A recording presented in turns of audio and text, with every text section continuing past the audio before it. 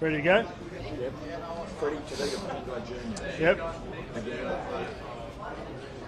Well, I think they're all a gamble. Like that's what it's all about. You pick a rep team, you're making assumptions that they're going to handle the big stage. I've always liked Tabita. There's things in the past that haven't gone to plan, but at the end of the day, I like what he's doing at Canterbury. I like the way Canterbury play. Canterbury haven't got the best side, but they don't give up, and he's a part of that. So I look forward to getting to know him. Actually, he came down to an emerging camp a couple of years ago, and looking forward to getting to know him. I've always thought he was very talented. I think we've all seen that, but just seeing that next step where showing a bit more control, I think he does at Canterbury, and just having a bit more of an impact. There was no speculation about him at all. How did you have your eyes set on him? Well, honestly, I've liked him for a while, and I've just can see that teams are intimidated by him. I think at times, he hasn't handled that well either. But I've just always liked him. He's super talented, and I think it's just a matter of always him just getting, that next level of control, showing leadership. And when I talk to people at Canterbury, they say he's a great trainer, prepares excellent. So if it's a risk, a gamble, let's have a gamble. You mentioned control there a couple of times. Can you explain the tactical thinking, given that obviously Jake drops out and he plays a very specific style of footy, to be considered he plays a very specific, different style of footy? No. I won't explain. You mentioned control a couple of times. Tabita's a guy that's admitted himself he plays on the red.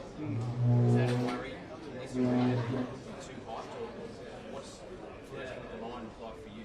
Well, I think everyone understands now with sin binning that the red line's a dangerous place to go. So there's teams that do it very well, and others that are happy to flirt with that line. So at the end of the day, you've got to send them out there because it's a pretty physical game. It's as tough as it gets. So they need to be confident and ready. You hope everything goes right, and you hope they handle those moments where the red line's appearing. Oh no, I've spoken to Angus and Cookie and a few players that have been part of the squad for a while, and for different reasons, and they haven't, they'll be available in the future. So we had, there was a few players. Regan obviously was injured, and Ryan got injured, and so had some back rows coming in later.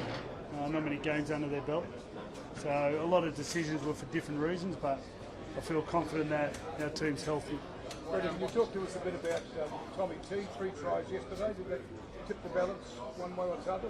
Was he on your radar anyway? It's about time he had a go. So he's always on the radar. So he's a quality person. So it's only a matter of time. Fred, you always say that you don't pick the squad until that last game is played. Tommy's performance yesterday, well, I'd have to say he's more, he's always considered Tommy if he's available. You talk about gambles, you just got to gamble that he's going to be ready. And very rarely has he ever let us down. So I'd say more, a heavy lead pencil, like really dark. What gave Appy the not over? Yeah, I don't know, you just sort of sit there. There's always going to be tight on whether we play 2 hookers. I don't know, you just sort of wait up at the end and you try to talk to people and watch the games. Cookie's going so well, it's made it such a hard decision, but they're both now 31, so it's sort of getting to that stage where the Reece Robertsons and Blake Brayleys and these sort of blokes need to sort of start putting their hand up and playing consistently, not just good but great, be leaders of their club. So we're getting to that stage, but at the moment them two are two of the more dominant hookers. How'd the chat go with Jake before eventually between Yeah, well, that was an interesting one. The fact that after the game he didn't finish the game, and the dialogue between Manly and ourselves that I wasn't willing to risk an injury that he'd been out for 3 weeks to come into camp and not be able to train. So that's talking to Jake is. It's a very tough conversation all the time because he always wants to play, and hopefully he gets better. He's got scans this afternoon, and hopefully he's back on the field as soon as possible. You mentioned age. The logic behind Tyson's recall? What's that? Well, Tyson, when he hasn't been picked, it's mainly because of his body and fitness. I've never seen him actually look so strong on the field, and coming through those days at St George, he was battered and still doing jobs for us. So I've always been a fan. He's been one of my favourite players. I just like the way he goes about preparation and the way he approaches a game. So, watching him play at the moment and watching what he does off the ball is, he was one of my, early on I thought he'd be one of our players. Well, when looking at the statistics, he does about 69 for the Tigers at the moment, so there's a good chance that we'll need to fill in at some stage. We've got a few, so we're working on the options, but Nico Hines will be prepared. When you weighed up the capacity, was that part of it? Obviously, Damien has played 10 minutes at South, almost every other. Was that part of it? It's always everything. We take everything into consideration, so at the end of the day, we went with that. It's a tough call, but that's what we did. Nico's been banging the door. Nico's been banging the door for a couple of years, taking that phone call. And what do you expect from him off that? Well, we're sort of working on that.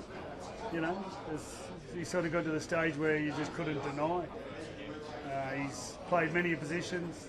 At Melbourne he played, fullback, in both halves, centres. I think Bellyache's always renowned for bringing them through the middle, so they get an idea of what it's like to play through the middle. So I think whatever's the challenge for him, he seems to rise to it. So I expect him to do the same. Would you make Queensland not sticking and not putting and sticking Right. with Caleb? Well, I think given the HIA, I haven't really looked at their team that carefully as yet, but obviously Caleb was the obvious one. Kirk Capel, I think, is not in the side, is that right? Correct. That was a surprise, but the fact is Caleb had HIA on the weekend, and I can see why they went with Reece. He's been in incredible form. Did Nico start at some point? Can you see him break into halves? Well, it's up to him. Normally, it's either form or through injury, and his form's pretty good. So, I mean, Cronulla are sitting pretty high at the moment. I think there's times where they haven't handled the big moments as well. So he's still got improving to do. But it's hard to deny he's in a nice place at the moment, and he shows it every game.